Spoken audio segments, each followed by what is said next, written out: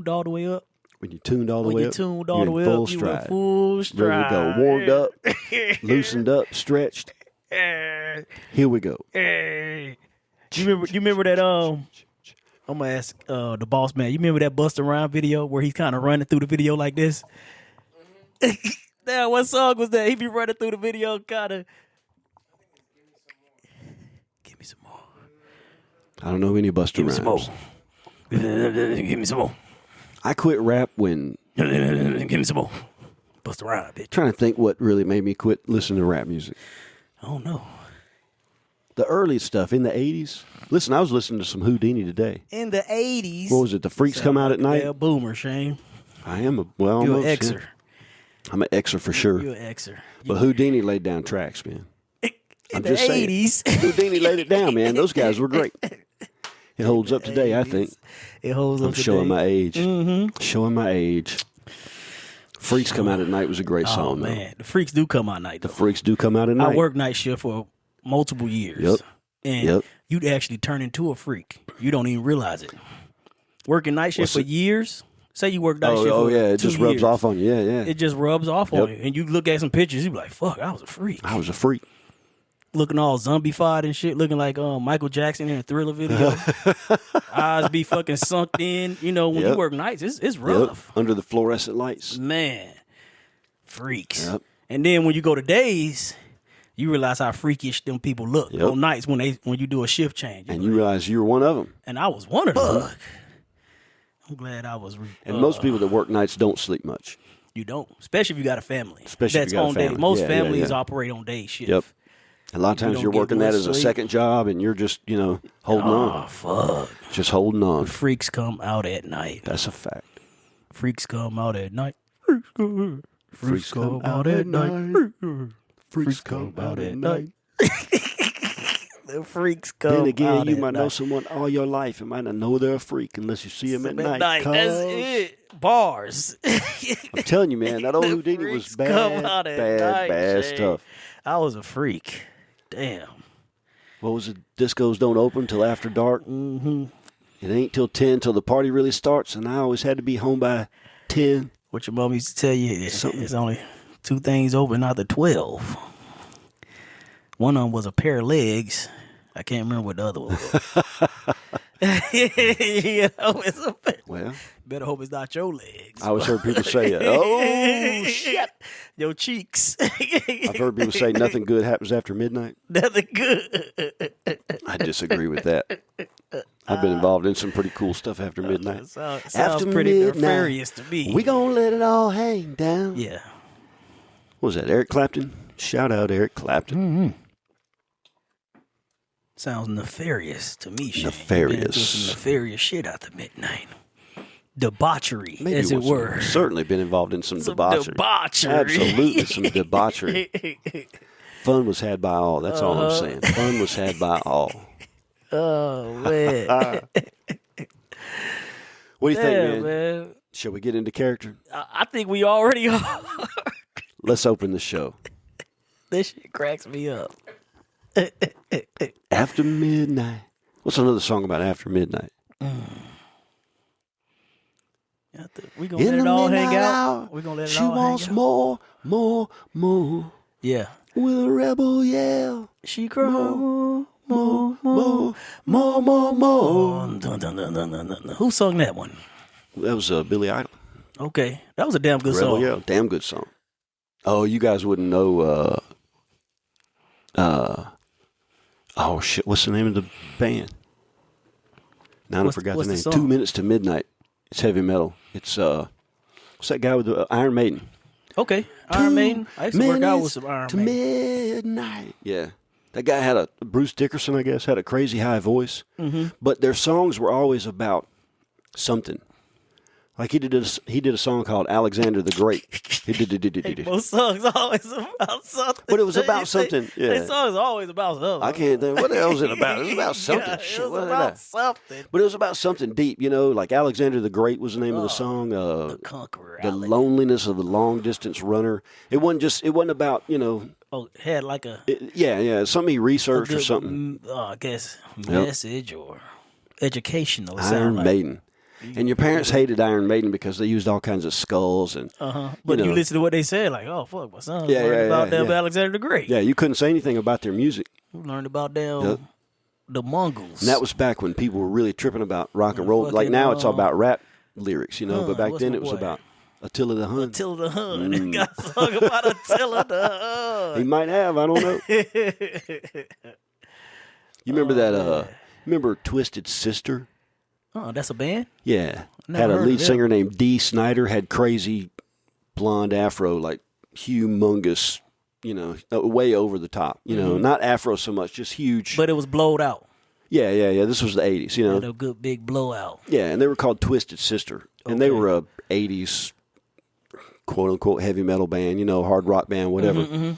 But Tipper Gore made it her mission in life to clean up rock and roll lyrics, and to put warning stickers on them and everything. And this dude testified in Congress. Dee Snider showed up in full, like he didn't wear a suit and stuff. He was Dee Snider. He showed up in character. He showed up in character. Yeah. And then you can watch it on YouTube of him testifying in Congress, but he spoke like a professor. You could tell the Congress people were like, damn, this guy knows what he's talking about. He sounds, And he went straight after Tipper Gore and named her by name. They censored. He's like, this is not about Tipper Gore, okay? But she's the one that's, it was, and she had called their band out by name. That was the whole reason why they were there, because she called out Twisted Sister as having, whatever kind of lyrics, unacceptable lyrics, and they don't sing about anything unacceptable. They have a song I guess it depends on what your level of unacceptability Well, it's just the image, She was just pulling, she just pulled up a picture and was like, these guys look, bad. Didn't even read the lyrics. Because they don't talk about they don't talk about drugs or, getting drunk or, like they could have gone after Kiss or, somebody. But, yeah, it's pretty cool to see, somebody that you wouldn't expect be able to speak like that. Articulate. Right there in Congress in front of everybody. Percolate. Percolate. Let's open this show. You ready? I'm articulating. Coming to you now from that 86 Kids studio deep in our underground lair in Huntsville, Alabama. Oh, yeah. 256, baby. 256. Here with my co-host, on the map. Q the Messenger, and our illustrious producer, Kevin the Boss Man Richardson. Yeah. They call me Shane the Brain, and this is Vendor Chronicles. Let's go. Let's get this show on the road, Shane. Well done, Mr. Producer. We already been talking for about a damn hour. We hour have. and a half, we man. have. Yeah. I've had a lot of coffee. You have? I've had a lot of coffee. I forgot I was drinking coffee all afternoon, and I had my normal quad shot. You are in there full stride. Yeah. I've had a little rest, man. After diuretic. After a Is few coffee weeks a diuretic? Oh, very much so. Okay. Yep. Yeah, don't poop yourself. Runs right through you. Yeah. I'll be all right. I'm a seasoned coffee drinker. Seasoned coffee. Seasoned. I'm a pro. Got a high tolerance for iron caffeine. stomach for it. There's a few things I can handle. Iron stomach. Man. Ladder. Okay, speaking of iron stomach, let's go right into it. Okay. I was in Nashville this weekend. We ain't got to go all into the Nashville story, but okay. I was in Nashville this weekend, and Prince's Hot Chicken was set up in a food truck there. Prince Hot Chicken. Prince's Hot Chicken. Okay. Prince, yeah, like a prince, but it's the Prince's Hot Chicken or whatever. Apparently, they're the first. That apostrophe S? Yeah. Okay. Apparently, they're the first and original hot chicken. Apparently, they were around before Hattie B's and everybody. It was Prince's Hot Chicken was the originator, and they had a food truck set up there. So of course, I got to get me some. Okay. I talked to a young lady named Christina. Shout out Christina. She was one of the owners there. Okay. And she was working, and she came around and was looking at my toys and told me about it. And I'm like, man, I got to go over there and get me some. So I go over there, and she's working. And I said, I'm going to take 2 of those hot chicken sandwiches. She want mild, medium, or hot. I said, hot. And she looked at me a little sideways. She said, you sure? Sound like you asking for trouble. I said, I think I'm sure. She said, at a show? All right. So, anyways, I said, all right, well, look, make one of them medium and one of them hot. So that's what she did. And I went back to the booth, and I ate the hot one right off the bat. And, yeah. I'm very seldom impressed with the heat of something, and this lit me up.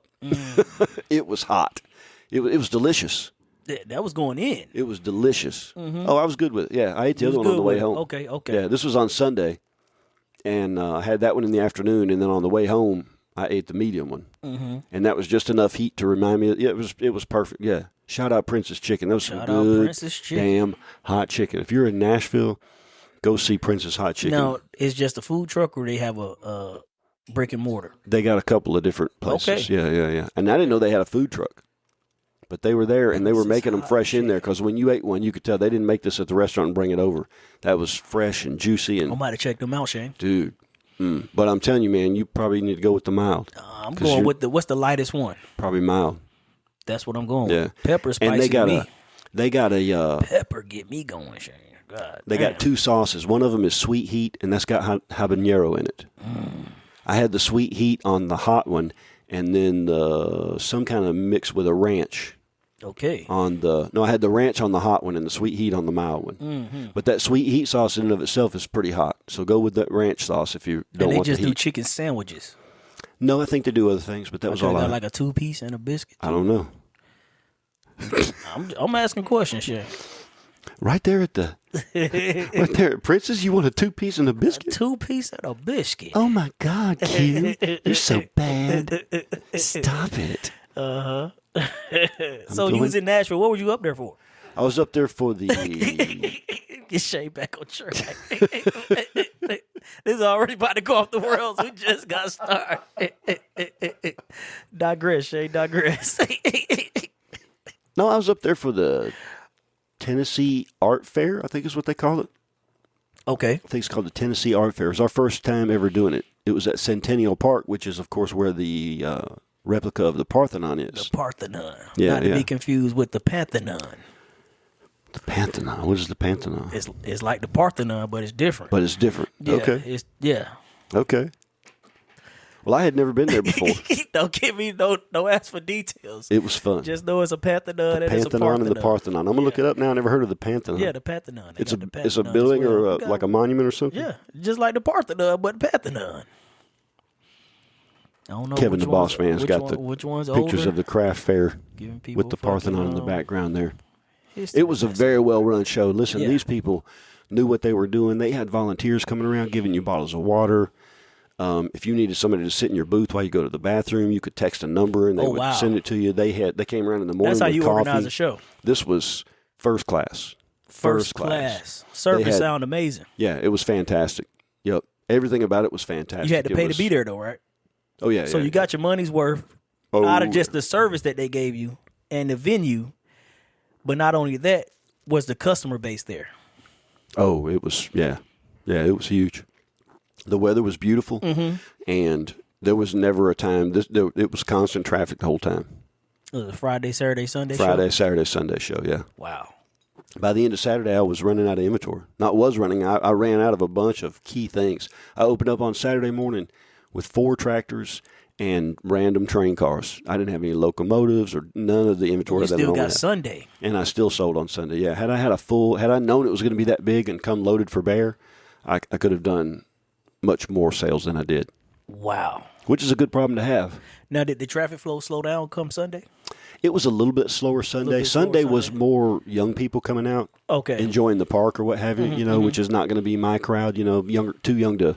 Don't have kids. Yeah. The park itself is right next to Vanderbilt University. Correct. So on Sunday, it was a lot of college students out there going for a run or playing Frisbee or, football or whatever, Yep. So you had to classify people into like a financial category. What was the type of people you were seeing up there? Man. At this event? I can tell you that. You'd all be sold out by Saturday. Yeah, and I had a number of people come up and make large ticket purchases. Purchases. Yeah. I would say there's quite a bit of money up there. Yeah. These like new car type of driving type of people. These people definitely have the new cars. No, these are the new car drivers right here. New car drivers. New car drivers up there. That's for sure. Nashville's a hip town now. Damn. That's where the movers and shakers are going. New car drivers. New car drivers. They were showing up too. I'm not new to you, but I'm talking new. I'm talking about brand new. Yeah. Still got the sticker glue on the window. That's the crowd you want. They showed out too. They don't haggle price. Nope. They probably don't need them to look at price. Don't even look at price. They put it together, be like, how much is this? I want that. You How much give them a number. Here's my card. How much was that? How much was it? You want the receipt? No. Nope. Don't even need the receipt. Nope.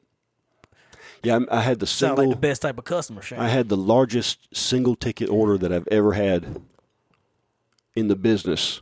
In 6 years. In 6 years, almost 7 years of doing this, the single largest one ticket purchase at this show up there. Wow. Just walked up and it was wow. You willing to share that number with the fans? I'll share that number with the fans just for I normally don't send whatever, single. but you got to recognize that I sell toys that the most expensive one costs $55 in and of itself. The most expensive one is $55. And this lady dropped 5 bills on me. Good. Ooh, 5 bills. Yeah. She paid cash or card, Shay. She paid card. It went through. And she left with 3 bags of toys. Did you hear ching ching?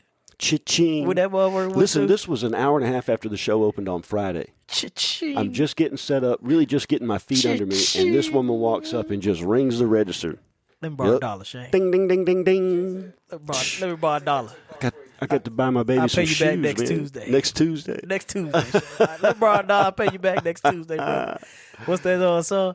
Money. It's a hit. It's a hit. Don't give me that do-goody good bullshit. Boom, boom, boom, boom. I'm in the high society, first class. I don't remember the words to the song, but I'm on the bass. You got this. Shout out Pink Floyd. Shout out Pink Floyd. Shout out damn Nashville. It was fun. Crashville. But listen, man, there's something we got to talk about. Boom, boom, boom, boom, boom. That's a cold ass beat. How that song come in? So there's something we got to. It has to be brought up. Oh shit! And if we don't bring it up, is this a surprise? Nobody's going to bring it up. You finna. So here's the thing. Throw something at me, Shane. You remember earlier this year, I did a show in South Pittsburgh. Yes. Called the National Cornbread Festival. Correct. And we talked about certain fashion statements, specifically the proliferation of exposed cheeks. It seems as though genitalia, not genitalia, just cheeks, just a little bit of a. I mean, usually you see the cheeks though. You got the moose knuckle. You're to go with it that. typically. So that's a good segue. Q. That's an excellent segue. Hey Shane, I'm just playing off of you, brother. Because I'm gonna be honest with you, man. Up there in Nashville, one particular fashion statement really seemed like it stood out. Literally. What was that? Q, we're talking about the camel toe. Oh man, the proverbial. That's right. I said camel toe. The camel toe. It was in full force. Q. The moose knuckle. Everywhere I looked, it was camel toe. The ninja boot. Dude, I'm talking about. I don't got no other adjectives. Everywhere, dude. Let me tell you, I saw the lady line. I saw the front wedgie. I saw the chunky monkey. We're talking about the moose knuckle. We're talking about the middle turnbuckle, the split peach, oh my God, teach. The split peach. The southern sunrise, the tulip surprise. The pink plum. The miracle mile and the vertical smile. It was everywhere, Q. I didn't know what to do. Everywhere I looked. I'm trying not to look. You could not look. Could not look. Just ninja boot. Just everywhere. You should have had your blinders on, Shane. Man, at some point in time, I had to just look at Facebook. You should have had your blinders on, Shane. But it was rough. You know, as they say, don't look a gift horse in the mouth. Well, there you go. Whatever the hell that means. Don't look a gift horse in the mouth. Don't look a gift horse in the mouth. Actually, I know that one. I do know that one. Hey, please do tell. All right, so check this out. Let's say you're trying to judge the health and age of a horse. Okay. They say one of the best ways to do that is to look at their teeth. You can definitely tell how old they are by looking at their teeth. I don't know how, but you can. So if you were buying a horse from somebody, you might try to verify the information they were telling you by looking at the horse's teeth. Okay. But if somebody gave you a horse, correct, it would be then, of course, gauche to check the teeth. It was a free horse. It would be gauche. Fuck, Shane, I don't even know what that means. Gauche. I know how you're using it, but I still don't know what it means. Sir, like I gave you the horse. You're going to look at his teeth? Well, it's worth what you pay for. Unacceptable? Maybe rude? Maybe rude, for sure. Rude. Back in the day, it might have been a fighting. I gave you a free horse. You unappreciative. Unappreciative. Unappreciative. Ungrateful. I'm giving you the horse. Now you trying to check the age of the horse? Well, just take the horse. Just take the horse. Yeah. Don't look a gift horse in the mouth. Yep. But I, as a happily married man, don't look a camel toe. did my best not to notice. That's what I did. I did my best not to notice. In the toe. I don't know. You did your best not to notice. I did. Shout out to you, Shane. Do my best. Good job. It's hard not to notice, though. Some things you can be aware and not take notice. Yeah. Don't ponder. Don't dwell. Makes you wonder, though.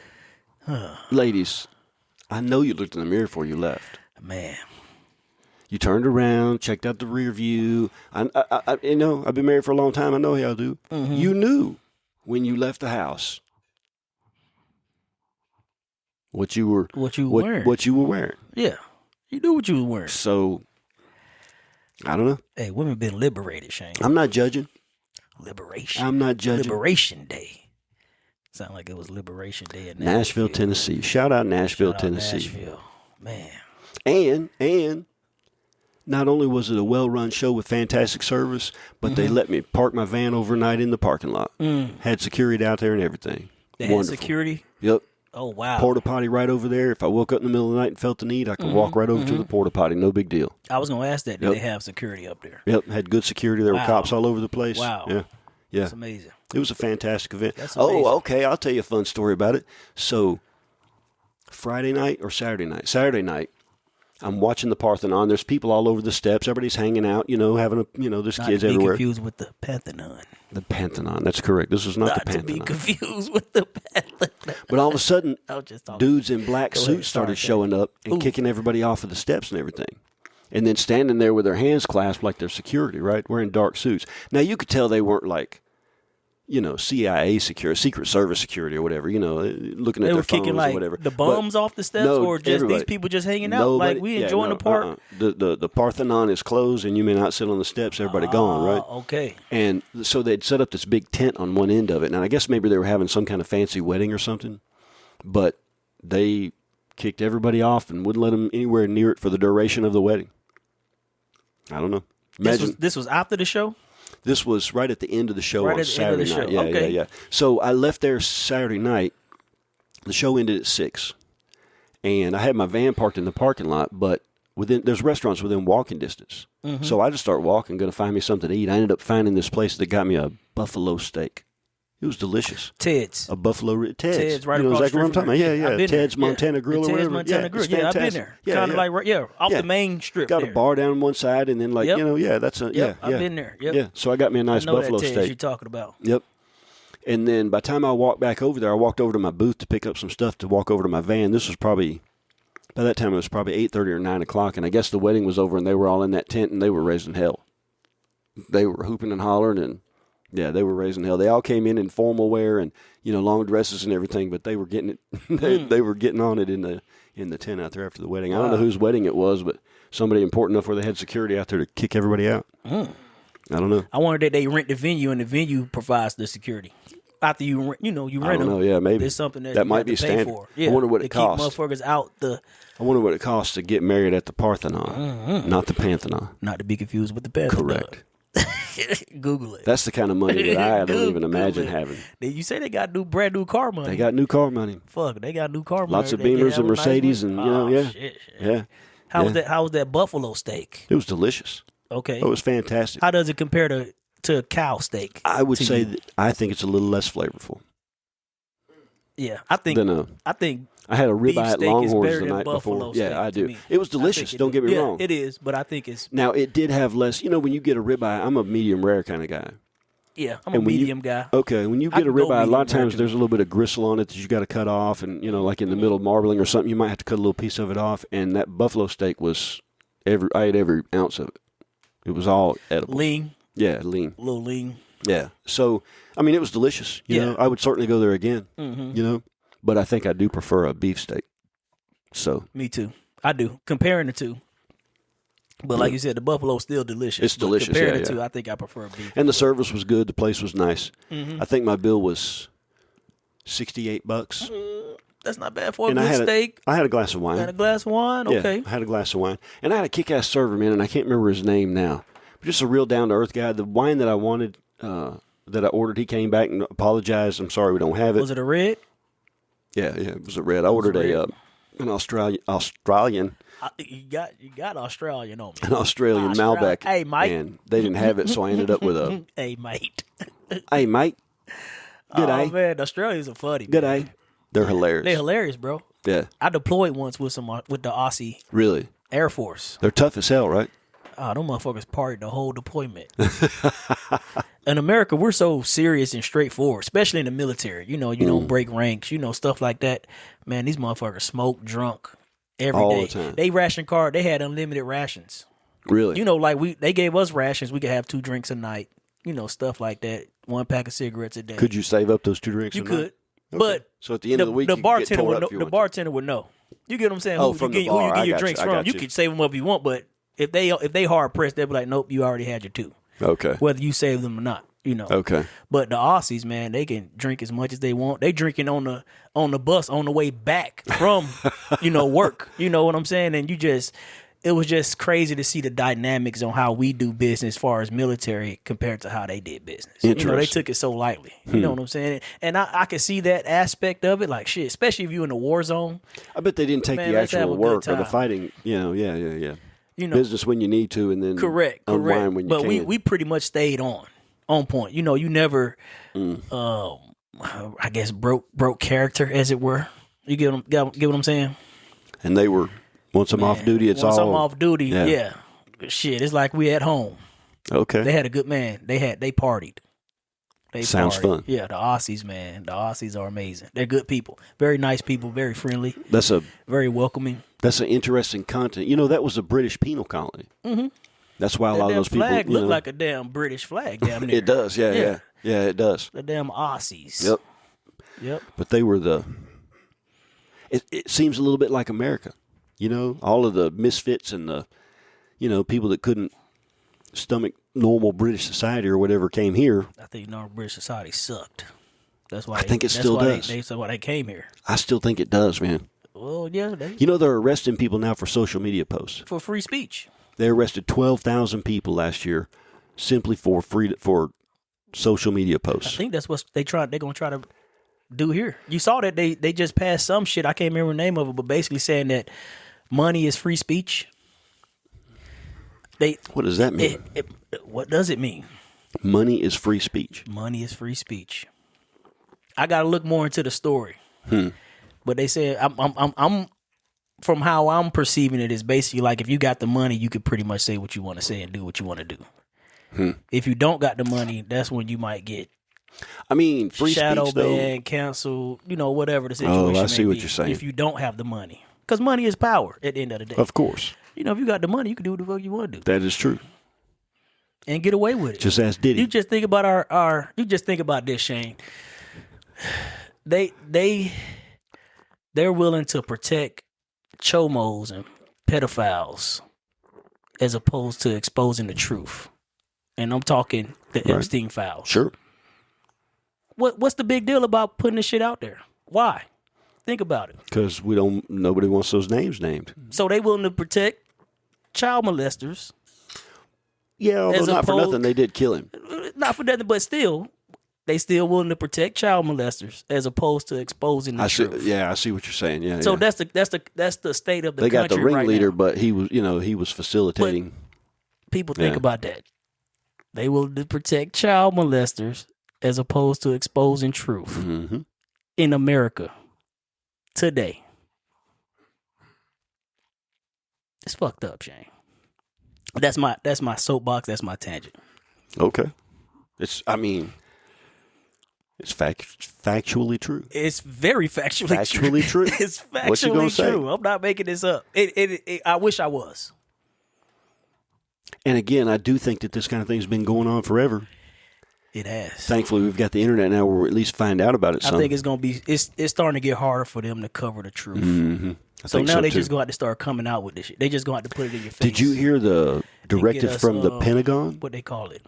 The Pentagon, Pete Hegseth or whatever his name is. Hegseth. What's he, the head of Hegseth. Is he the Speaker of the House? No, he's not the Speaker. He's the head of the FBI maybe or something. No, he's the head of the Defense. The Defense Secretary. Secretary of Defense. Secretary of Defense. Yeah, Secretary of Defense. Yeah. Secretary of Defense. He made an announcement that said that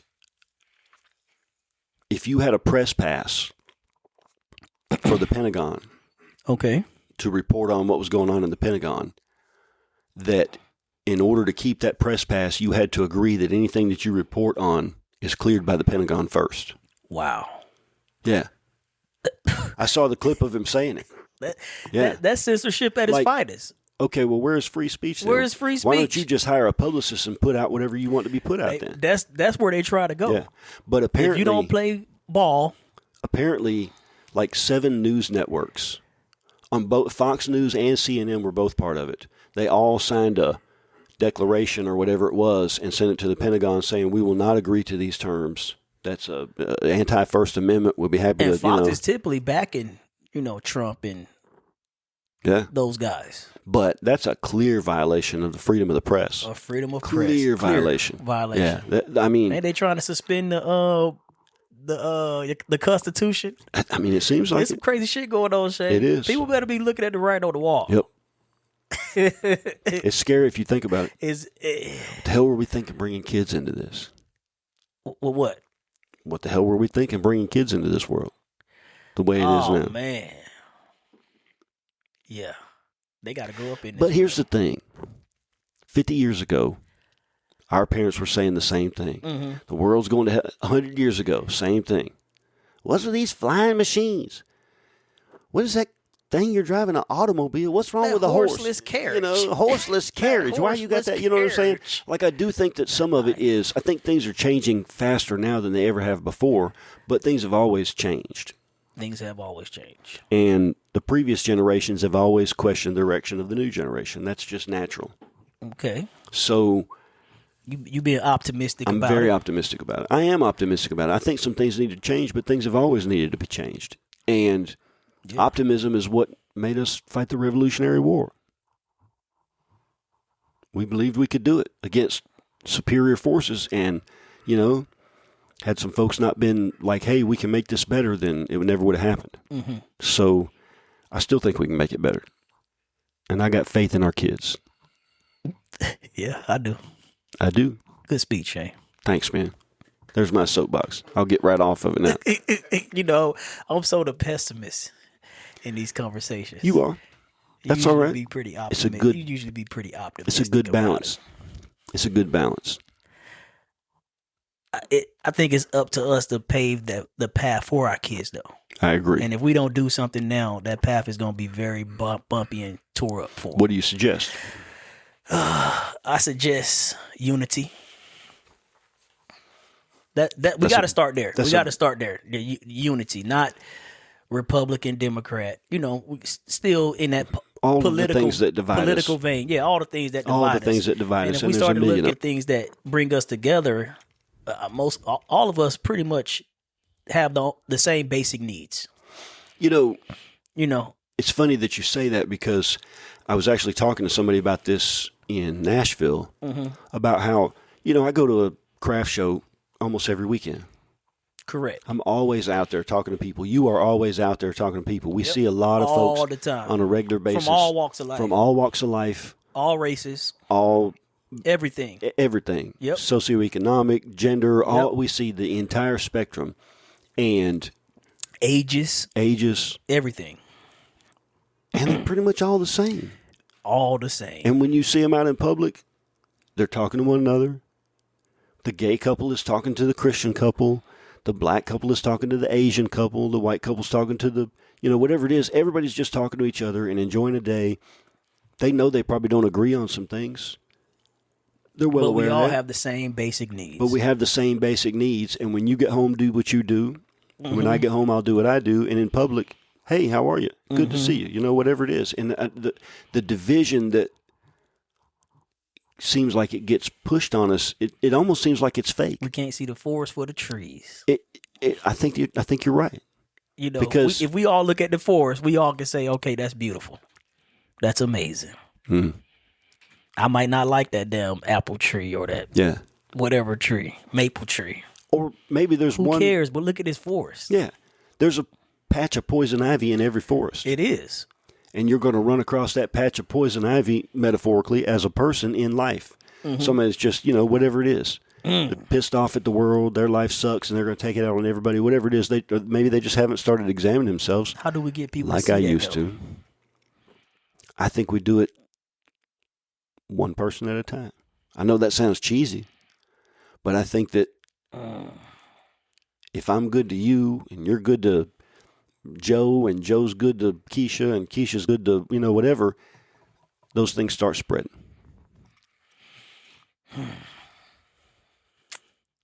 I don't know. I believe in it. You believe in the shade? I believe in it. The guy that waited on me at Ted's Montana Grill. Okay. Probably early 20s, black,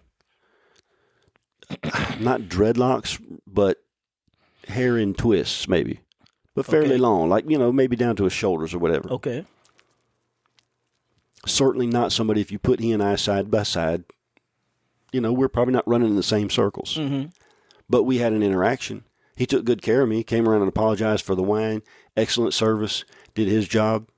In return, my bill was $60-something, and I laid a bill down and told him to keep the change. Nothing special about that interaction. That type of thing happens all the time, every single day. But the point is, that happens all the time, every single day. Mm-hmm. If you look at what is being thrust on us by, especially, what's called the mainstream media, whatever, the traditional media outlets, all they want to talk about is those things that divide us. And they could have twisted that story to, say who knows what about me and this waiter. But you know what? In the end, it was a 20-something black dude and a 50-something white dude that interacted with each other with respect and kindness on both parts, kindness both ways, and moved on. You know what I'm saying? And I think that's the overwhelming majority of every interaction in the world. And we remember the bad ones because that's what stands out. And I think the fact that those do stand out proves my point that the norm is that we do all get along better than what they're telling us we do. Yeah. And I agree with I agree with what you're saying. And that comes back full circle to, I think, some of what you've talked about before, in that what is the conspiracy that makes the powers that be want to divide us so much? I don't know. They don't. All we need is love. Chaos is profitable. Chaos is division keep wages low. That's right. It's plain and simple. That's right. We say we're a capitalistic society, but really it's becoming a corporatocracy. That's an interesting way to put it. The corporations are starting to run and control everything. That's a fact. That's a fact. I'm not making this up. Yeah. In America, I'm talking America. That's a fact. So it's profitable to keep us divided when you look from a corporate point of view. Because I said, division keeps wages low. So with that being said, my wife told me the other day how much money Trump raised to run for president and how much money, what's her name, raised and stuff. Kamala spent $1 billion. Kamala, how much money they raised. And I'm like, why they raise so much money just to run for? And then who's giving them this money? So if you look at, I bet if you do the paper trail on who's giving them this money, I bet some of the same people gave money to Kamala and some of the same people gave money to Trump. Oh, for sure. So it don't matter who wins when you're looking at it from a corporate point of view. Right. Individually, they might have done some things differently, but corporate-wise, I bet they would have probably done some of the same things and passed some of the same policies because this person gave me $100 million. Well, isn't it Not only did he give it to me, he gave it to Trump. And this is, a lot of it's public information. Like, why the hell they get so much money to run for president? How is this even? So it almost seemed like they're being bribed almost. Once you get in office, I need you to do X, Y, Z. Well, not for nothing. Israel, why you gave Trump so much money? Elon Musk, why you gave Trump so much money? And now Elon Musk gave Trump, I'm throwing out some arbitrary numbers, but you can go fact check them. Let's say he gave Trump $100 million. Right. Next thing you know, Elon Musk is hanging out in the Oval Office. I was just fixing to bring that up. Had an official position. You look at Elon Musk's net worth right now. He's worth like a couple billion more dollars than before Trump got in office. From like government contracts and stuff. His net worth has went up since Trump been in office. So then you think, people don't see a problem with this? You're preaching to the choir, brother. I'm just throwing it out there. Yeah, no, I'm with you 100%. Oh, we too busy looking at you're black or white. Right. We don't see what's going on. It's all covered. It's Janet Jackson's nipple. It's Janet Jackson's nipple. That's all it is. I'm trying to get people to see past Janet Jackson's My brother's on trial for Chomo stuff. Let me shock the world with boom. There it is. People need to look past that shit, man. We need to come together. We can't see the forest for the trees. Can't see the forest for the trees. Yep. And I think it's going to be the downfall if we don't get it together. But I'm thinking I'm feeling we're having an awakening. I think so. I like the direction that the woke movement is going, which is away. Crazy stuff that, listen, all those type of things start out with best intentions. Mm-hmm. We should treat one another with respect. And if somebody wants to, if whether it's trans, whether it's whatever it is. Who cares? That don't got no effect on my life. Until it does. When would it? Well, with the trans issue, the biological men playing women's sports is a problem. But the point is that a well-meaning, a well-meant ideal that we should treat everybody with respect, even though they're different, came down to, it played out into something that went way further than what. Yeah. Now, should a trans man be in the ring with a woman, fighting or whatever? I don't think so. Look, if she knows, can they have their own categories?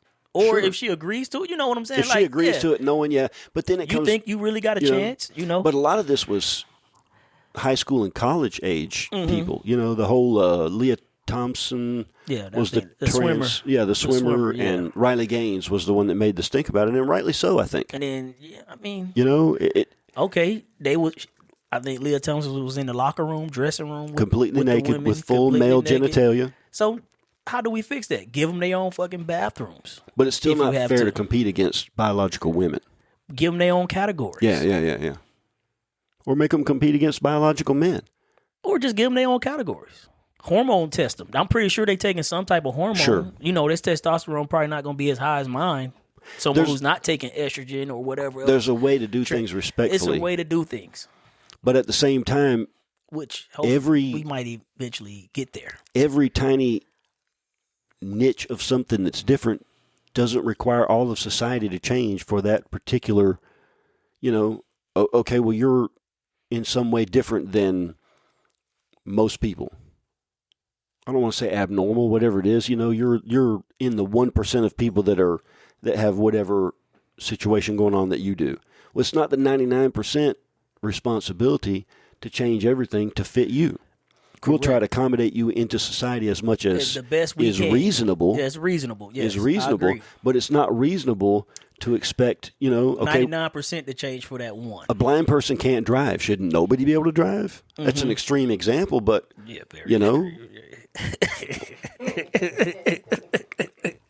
You see a motherfucker going down there blind. There's a story about Ray Charles. He was from the Sylacauga area. Oh, man. And there's a story about Ray Charles that just as he was getting famous, he lived in this little small town, and everybody knew him, and everybody knew he was blind. Mm-hmm. And he would get a friend of his to drive a car and crouch down but barely peeking over the thing, and he would sit up behind the wheel with his hands on it with his glasses like he was driving. That sounds like some Ray Charles. And the local cops would pull him over and they'd be like, we got you. I think that's hilarious. That's hilarious. You got to play to your disability, I think. Sure. Why not? Have fun with it. Fuck it, I'm blind. All right, I got a song lyric for you. It'll come off as poetry. You ready? It's about what's called The Trees by Rush. Ready? Okay. There's unrest in the forest. There's trouble with the trees. For the maples want more sunlight, and the oaks ignore their pleas. The mighty oak. So the maple. Let's see. And the oaks ignore their pleas. The trouble with the maples, and they're quite convinced they're right. They say the oaks are just too lofty, and they grab up all the light. Mm-hmm. Now the oaks can't help their feelings if they like the way they're made, and they wonder why the maples can't be happy in their shade. Yes, there's trouble in the forest, and the creatures all have fled, for the maples scream oppression, and the oaks just shake their head. So the maples formed a union and demanded equal rights. They say the oaks are just too lofty. We will make them give us light. Now there's no more oak oppression, for they passed a noble law, and the trees are all kept equal by hatchet, axe, and saw. Bars. We all have our abilities. We all have our place in life, whether you're the oak or the maple or the dogwood or the poison ivy vine. We all have a place.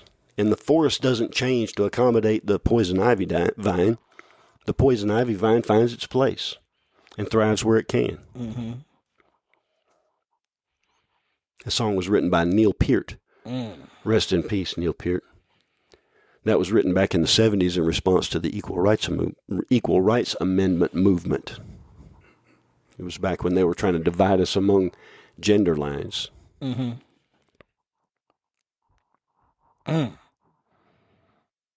So, with that said, should you just be whatever station you're born into? That's where you should stay. That's where you should stand.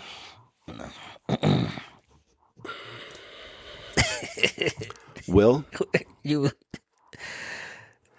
class, not from your a class, not from a class standpoint. Your class. Some standpoint? maples grow taller than others, and some oaks are shorter than others. And every individual has, you know, there you go. It goes back to, you know, you can't see the forest for the trees. The forest is one big living organism, basically. Yes, it is. And the forest in its entirety is composed of the maples, the redwoods, the oaks, the, you know, everything down to the smallest bush. The bush can grow as tall as the bush is going to grow. But the forest is not going to adjust itself to how tall the bush can grow. Correct. And as a society, I think it's the individual's responsibility to figure out how to grow the best they can within that society. Of course, you know, nothing is black and white. And that doesn't mean you don't try and stand up and, you know, change injustice. But you don't keep everybody equal by cutting off the, you know, it's like saying a man can't have a steak because a baby can't chew it. Shay with the analogies tonight. That's all I'm saying. Hey. That's all I'm saying. You speaking some shit tonight, Shay. You preaching. Shay Told you, man. Shay over here preaching. I've been on the road for 4 weeks. Preach. I've been spending much time by myself in my shop, and, you know, I guess Reverend Knox. Is that what they call your dad? No, is he no, Reverend no, Knox, Pastor Knox? What did he go by? He gets pissed off about that kind of thing. Yeah. Rev? Yeah. What was he? No. Just Bob. Just Bob. Yeah, he's not a reverend or a pastor. He's a preacher. He didn't want no title. Yeah. He'll get pissed off about that. Not Pastor Bob, Preacher Bob, Reb. Yep. No, that's a bad deal. We used to call our Reverend. We used to call him Reb, not Rev. Reb. You know, just I liked what we they always called throw our little flavor on something. Reb. Colonel Potter called Father Mulcahy Padre. Remember that on MASH? Padre, Spanish for father. Yeah, Padre. Yeah, Padre. Yep. He wasn't Catholic, so I guess that was his way of, you know, whatever it was. Preach. What a great show. Shame, MASH. preacher, Reverend Yeah, I don't know, Knox. man. I get out there and I see Reverend Knox. What's up, bro? I see. Court. Oh, What do we got good. going We good, on? bro. Okay. Background noise. Technical difficulties, ladies and gentlemen. Man, We're somewhat semi-professional here. I ain't know what we was gonna talk about today, Shane. I don't never know what we gonna damn. We talk never know about. what we're gonna talk never about. know. Really. I never know where these conversations gonna go. That's the beauty of it, though. It is the beauty of it. I've started thinking about a couple things ahead of I think time, that's where it's gonna. but I'm not bringing notes. You know, yeah, you might give a little forethought. I didn't talk about DJ Khaled, did I? Khaled, how do you say that? DJ Khaled. Khaled? My DJ bad. Khaled. Yeah. So I'm working that show in Nashville, Okay. and this young guy, it looks like he's from maybe South America. I don't know. Just looking at him. I guess I'm Okay. judging by race. Who gives a shit, right? But anyways, he comes up, and he starts talking to me, and you can tell he's just a little bit odd. Mm-hmm. Next thing you know, he's asking me to guess how old he is. And he's bullshitting me, talking about older than that. I get up to like 55, and he's like, older than that. I'm like, man, come on. You think was he bullshit? I know he was bullshit. Okay, No, he okay, wasn't that now old. he's Yeah. just bullshit. Okay, There's okay. no way. He was probably late 20s. Okay. But then I caught on to his patter. He was just wanted to bullshit back and forth. Okay, he just wanted some banter. So I just started making up some stuff. Okay. And he started making up some stuff. We could bullshit. And then this guy comes into the booth, and he starts with the guy. Like, how old do you think I am? I'm older than this guy Now is. you say, tell me a story. Tell me a story, make it a lie, dude. This was Tell me a story, make it a lie. Okay. He's like, remember we were in high school together? And I'm like, yeah, we used to play football, remember? He's like, yeah. I said, remember that time I dated your girlfriend? We're just making it all up on the fly. But the guy in the booth hearing this shit does not know. The third And guy he's that like, walked in. they didn't go to high school together for sure, but this guy was No way these guys in the same class. Khaled. He introduced himself as Khaled, like DJ Khaled. That's what he said. I'm Khaled, like DJ Khaled. I don't know if that's his real name or not. Okay. But this guy came back every day. DJ Khaled, Puerto Rican. And spent like an hour. Was he a Puerto Rican dude? He could have been. That might be like a surname in I don't know. Puerto Ricans. Maybe. It was hilarious. Khaled. You never know who you're going to run into. Shout out Khaled. And he wanted the bullshit. He was crazy, yeah. Did you give him a podcast card? Did you drop plug the podcast? I did. Like, yeah, hey, check us out. Yeah. Hopefully he hear his story. Hopefully. I gave one to Christina from Princess Chicken, too. Okay. Yeah. Man. Hey. She sounded like Nashville royalty. She was cool, too, man. I would say she was probably in her late 30s, and you could tell she was she worked, you know what I'm saying? Like, she was full of energy and, ready to go and about her business and, Sound like she'd make a good wife. I didn't look at her finger because I'm already married. Not for you. I'm just saying, like, she'd make a good wife. Like, yeah. I think so. Get out there and work hard. Yep. She gets out there and works hard. Work. Yeah.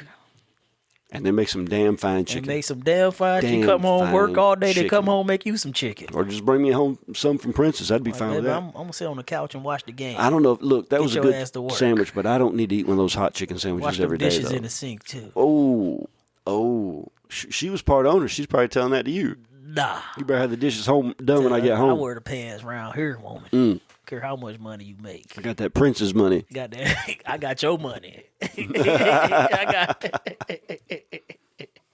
Yeah, but I got all the chicken. I'm talking shit, lady. I was talking shit. So what'd you do this week, man? I didn't even ask. Oh man, what did we do?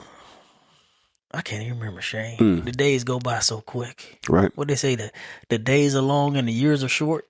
This damn month is flying, Shane. It is. This year is This flying. year really has flown by. This year has flown by. It felt like time has sped up. It really has.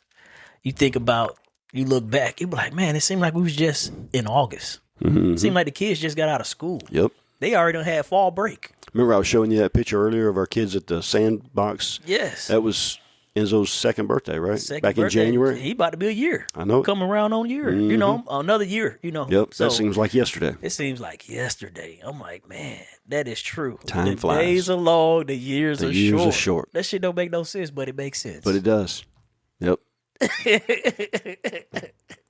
Especially when you get to be my age. I had a couple events. Of course, I still got my normal Thursday going on. Right.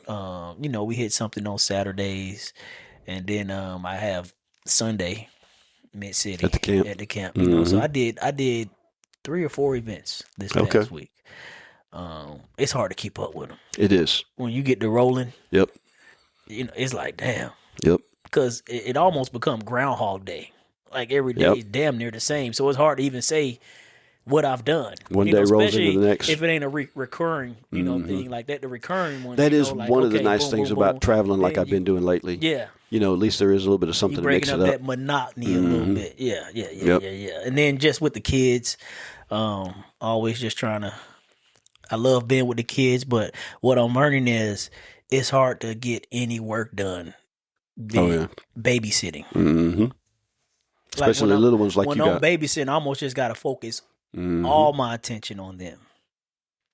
It's hard. Yeah, Ezra's not so tough yet, but Enzo, I got to give him all my attention babysitting. And I'll be like, fuck, I just want to wash a load of clothes. Right. And fold a load of clothes. I want to wash it, fold it. Please, can I just hang my stuff up?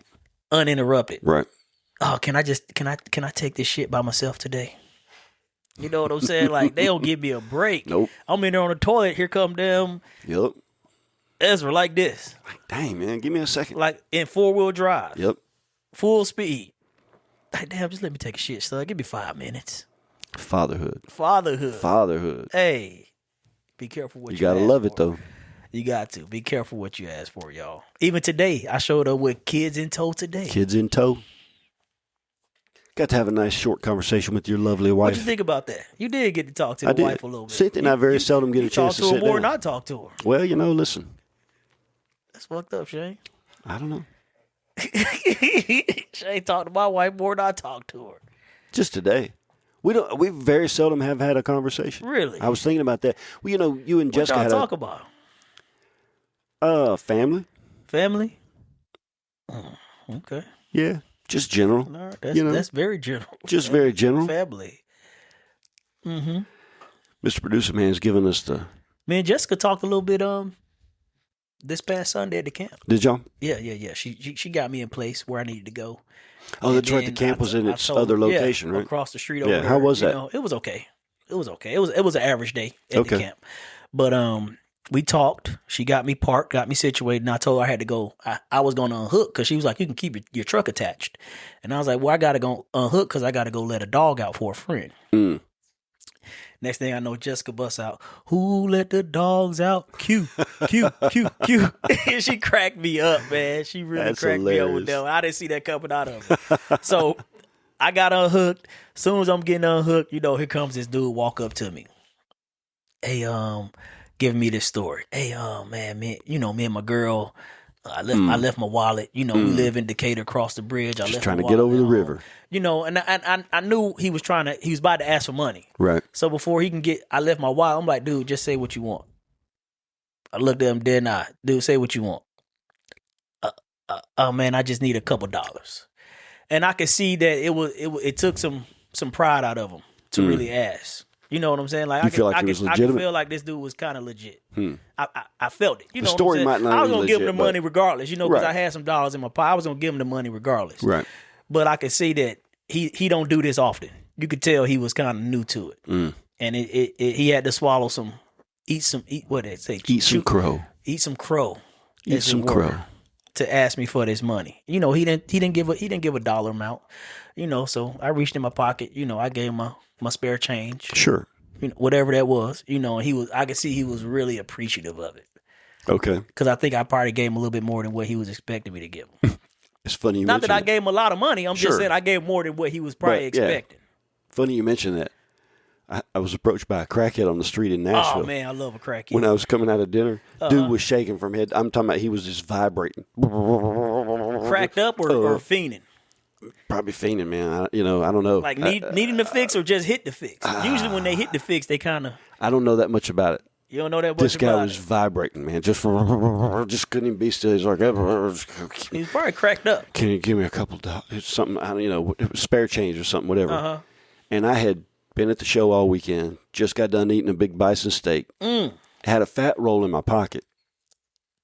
Did you have your mugger's cash and your roll separate, or did you have it all in the same pocket? I had it all in the same pocket. I know, right? I know. I realize that. You got to keep the mugger's cash. I was also packing in your pocket. And keep the knot somewhere, right. Where no one might look. And I usually do that. And when you're walking around with a knot and like I thought about that fact because I had probably 5 hundos right on the outside. You know, it was going to be obvious. That'll make me think twice about bugging. I look at the little skinny crackhead. Oh, you pull out that roll.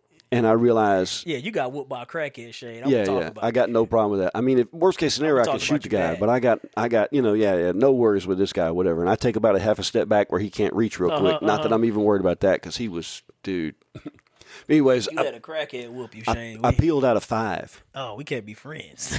So right. That episode, we can't be friends. We can't be friends. We can't be friends, no. But I handed the dude a 5, and he was like, "Oh, it's a 5. Oh, 5." Yeah, he lost his mind over that 5. Yeah. Yep. I hope he got what he needed. Wow. At least for the night. I hope he did. Got a rock. I hope it was some food. I hope my money went to food, but I'm not real optimistic. His food is rocks. Yep, that's all he's. Crack rocks. Yeah, he was a tiny little fucker too, man. Yeah, he's a tiny little dude. Looked like he probably was fucking strong as a dock, Shay. I wasn't scared. Yeah, I think it. But I did chastise myself for having all my roll in one. Oh man, that's a stupid move. Yeah, stupid move. On the streets of Nashville. On the streets of anywhere. He was in a good neighborhood, but still. It's still a major city. Still a major city, and there's still crackheads walking on the street. Correct. So. Yeah. That's one of the few times I didn't do that, and it bit me. It didn't, I ended up okay, but it could have. Yeah, it could. And it wasn't this crackhead I was worried about, but somebody else maybe see me pull a roll out or whatever, and I'm a pretty heads up person, but still. I think it really says something about a person when you see how they treat the bum on the street. You know what? It really says something about a person's character. Okay. I think it does. I think so. I don't do it because of that. I couldn't really quantify why I give money, especially to an obvious crackhead. You know what I'm saying? Mm-hmm. You might as well light that $5 bill on fire. But I don't know. I've been where I needed $5. And I'll leave it at that. I've been where it needed I've been $5. I've been where $5 wouldn't change my life, but it might change my night. And, you know, who knows? It won't change my life, but it changed my night. Yep. Bars. And when I can, if I'm broke, I don't feel bad about not giving somebody a bill. Yeah. If I don't got it, if I don't have it, I don't have it. And if I don't feel not one way bad. I don't got it. Hey, but not for nothing. Tonight I don't got it. Not for nothing. I went to Nashville and hit a home run. Yeah. And I do have it. And I don't believe in giving back because I didn't take anything from this crackhead, so I don't owe him anything. Mm-hmm. But the universe was looking out for me. However you want to take that. You're talking like the karmatic principles. Maybe the underlying karmatic. Maybe the principles. Underlying fungi network saw that I've been hustling hard and, you know, gave me a little bit of something, and so I put something back into the universe. Even if it's just $5 to a crackhead. Even if it's just $5 to a crackhead. Who knows? You know? You say, what can we do to change the world? Give a crackhead $5. Give a crackhead $5. That's my best advice. That's my best advice. Give a crackhead $5. Give a crackhead $5. Q, listen, man. That's a start. This episode has gone everywhere, but you got to give me some words of wisdom. Oh, man. I know you got something ready for me. I'm running out of shit, You Shay. got the Diana Ross shirt on. I done gave people everything I got, Shay. Y'all, oh, man. Q, you are an unquenchable I got to dig deep for it. I'm not that deep. Knowledge and advice. Unquenchable. An unquenchable fire. Unquantifiable. Unquantifiable. The depths of your knowledge is unquantifiable. Straighten your spines. Open your minds. Cue the messengers about to pontificate. About to pontificate. More like defecate. Oh. Hey, Shane. You know, we talked about dreams. I want to say last episode. And I gave y'all the Langston Hughes, A Dream Deferred. I tried to quote the poem as best I could. But still in that I loved it. That realm and that vein of dreams. I'm going to tell people, if you don't sacrifice for your dream will become the sacrifice. It's that simple. That's all I got, Shane. This has been Vendor Chronicles. Peace.